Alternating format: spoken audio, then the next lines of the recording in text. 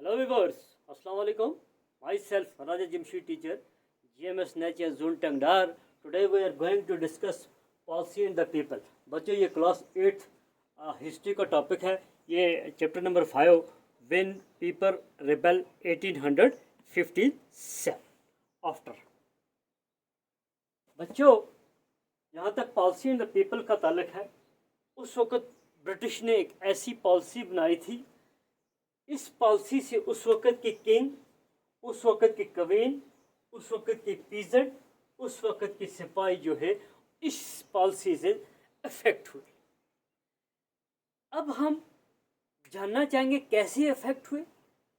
उस वक़्त का जो but irrespective of the fact उस वक़्त का जो किंग था, उस वक़्त का जो पीजेंट था, उस वक़्त का जो सिपाही था, उस वक़्त की जो क्वीन थी, इस पॉलिसी से अफेक्ट हुए.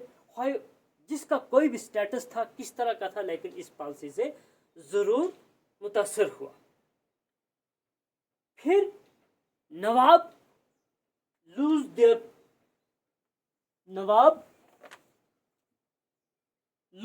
पावर.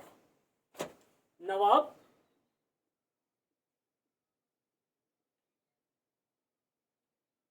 Loose their power. नवाब जो थे उन्होंने अपने पावर, उनके पावर जो थे वो लूज हो गए. कैसे? उसके पीछे क्या कारण था? The power of the authority of Indian kings start deteriorating due to the policy of the Britisher, such as appointing of residents and doctrines labs.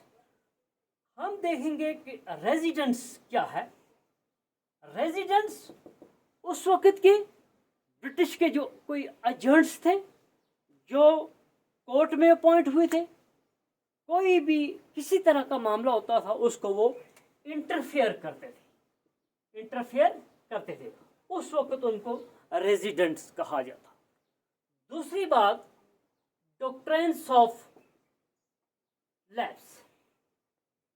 Doctrines of labs को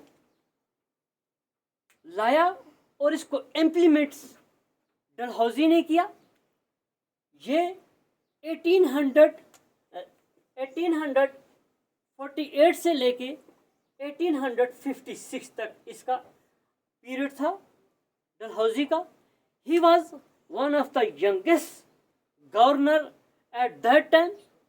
इस पॉलिसी में जो ये पॉलिसी थी डॉक्ट्रिन्स ऑफ लैब्स, इससे British वालों को काफ़ी फ़ायदा हुआ in term of annexation of Indian state. इस पॉलिसी में लिखा गया था कोई भी इंडियन रूलर या कोई भी किंग जिसका खुद का बच्चा न हो उसकी टेरिटरी को छीन के वही किसको दी जाती थी, कंपनी, वो बन जाती थी to become a part of company territory. इस पॉलिसी में ख़ास बात ये थी, यानी कि if Indian ruler died without natural mail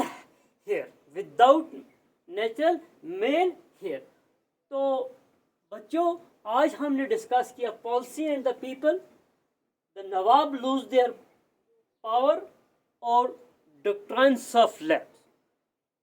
तो थैंक यू, मिलते हैं नेक्स्ट वीडियो.